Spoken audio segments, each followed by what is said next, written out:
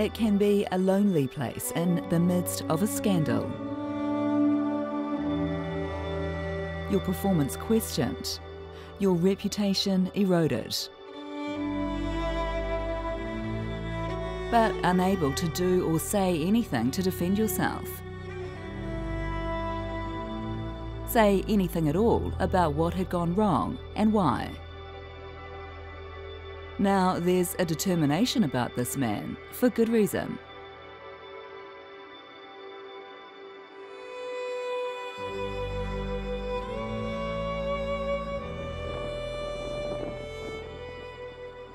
So Gareth Sands, you are the dumped former director of Serco at Mount Eden. You've kept your silence until now, but finally you've decided to talk. Is that because you have some scores to settle? I haven't got any scores to settle. There's a righteous anger, but no scores to settle, and I'm not intending to blame. As a public servant, there's a responsibility to tell the story that has been untold. He ran Mount Eden Prison for 2.5 years, including through the public shame of the Fight Club revelations.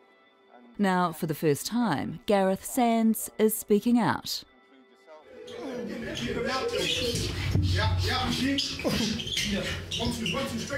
The footage triggered weeks of scandal and took quite a toll. The minister was replaced, Serco lost the contract, and Gareth Sands lost his job. Serco should never, ever have been given the contract to run prisons in New Zealand from the start. We believe... When the Fight Club story broke, he was out of the country on leave, flying back into what he describes as collective hysteria. I understood the images, and the images made my stomach turn. Did you watch those videos? Yes, I got a very good flavour just by one clip, but yes, I watched the videos. They're brutal, aren't they? They're sickening to watch. And they go on for some minutes in duration. Well, here we are, very quickly, 20 years as a public servant, and we're quickly into Fight Club and the duration. And I understand that. I understand with this conversation, I understand that that is the special topic. And I'm really happy to talk about it. Yes, they go on for a long period of time. Whether they were a short period of time or a long period of time, violence is unacceptable. And that should not have happened. It did happen, and it happened on my watch.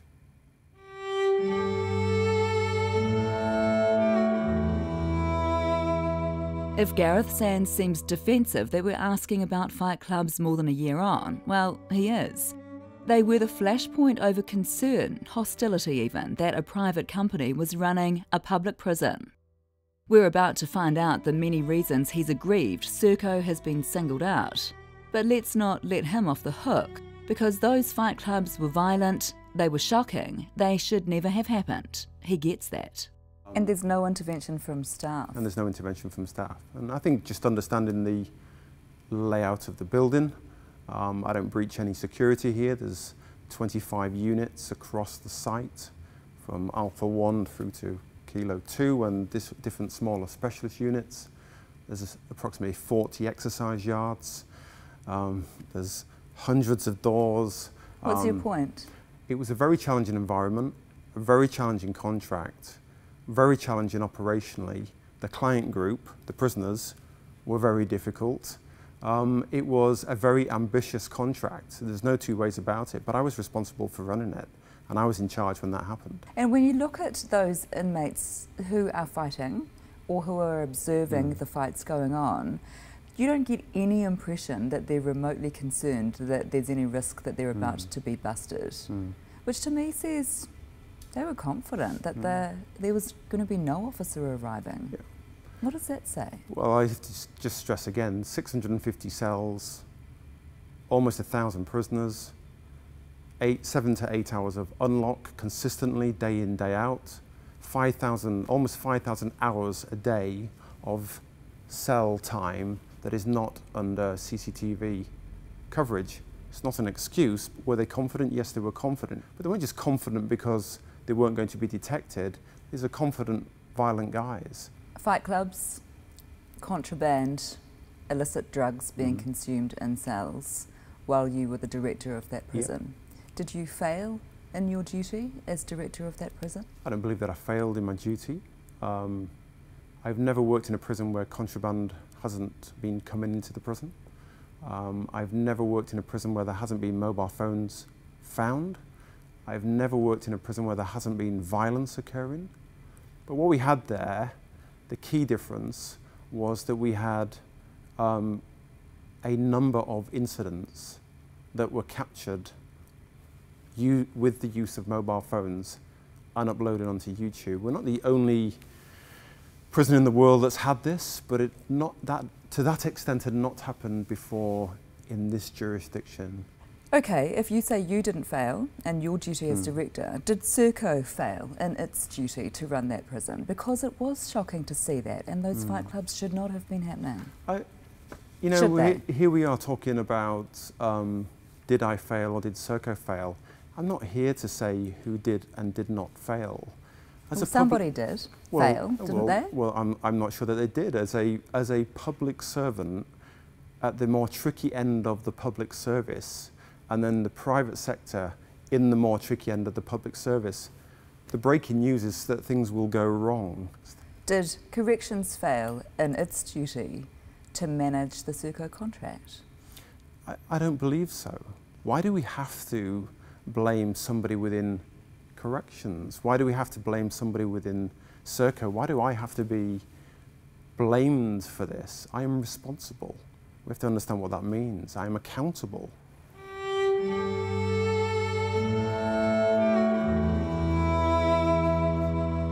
The head of the Corrections Department, Ray Smith, says revelations that Serco staff were playing table tennis and pool while fight clubs were going on at Mount Eden Jail are shocking. Yeah, I was surprised at the scale of the failure in some of these areas. Really in the what happened next is history. Serco lost the contract. Corrections stepped back in and took control of Mount Eden. Gareth Sands became the sacrificial lamb. The boss of Corrections, Ray Smith, has said unequivocally since how much improved the prison is. Look, what we've done since we've taken control of that prison is we put some of our most senior and capable people in there. I've had an additional 50 staff, well-trained corrections officers on rotation throughout New Zealand going in and out of that jail. And we have lifted the standard of performance there. I was there on Tuesday, and it's the best visit I've had over the last 12 months. So how bad was it really under Serco? Their game's lifted as they've had good supervision, leadership, management, and people alongside them that really care about what they're doing on a day-to-day basis. How do you think you did in that job? Very well, yep, very well. And I think if you were to ask me to mark it out of 10, I'd say 6. For what? For your performance or for the performance of the prison? For the performance of the prison overall. It fulfilled its potential for the most because there's some wider issues that were difficult to work through.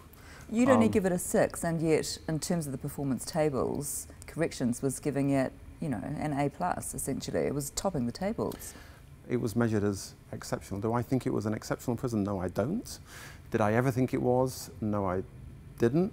Do I think it did incredibly well against a whole host of challenges? Yes, I do. And he's right. Certainly before the Fight Club scandal, the government agreed, putting Mount Eden Corrections Facility at the top of its prison performance table. The minister was praising it in Parliament. But in the aftermath, Serco stands accused of a wide range of deficiencies, including that it was woefully understaffed. The staffing? Yeah. Ambitious staffing model that was submitted. Ambitiously low. I think ambitious. Well, you were the boss. Were there enough staff? It's not a straightforward yes or no. I've always wanted more resource wherever I've worked, but when I've signed up to something, you make it work the very best you can. It would have benefited from more human beings in the building. CCTV footage of staff playing pool or table tennis, not supervising prisoners. Is that okay? If you have done your job properly, and that's the big if, when you are a prison officer, part of that interaction, dynamic security with prisoners, I think that's okay. But it's the if. and it's the package. If in total isolation you walk on the unit and play pool and then walk off again, that's not acceptable. Prisoner on prisoner assaults. And the Chief Inspector's report says there's evidence of those assaults meeting the criteria to be notified as serious, but were initially reported to corrections by Serco as an accident, or not at all. I think that's a mistake.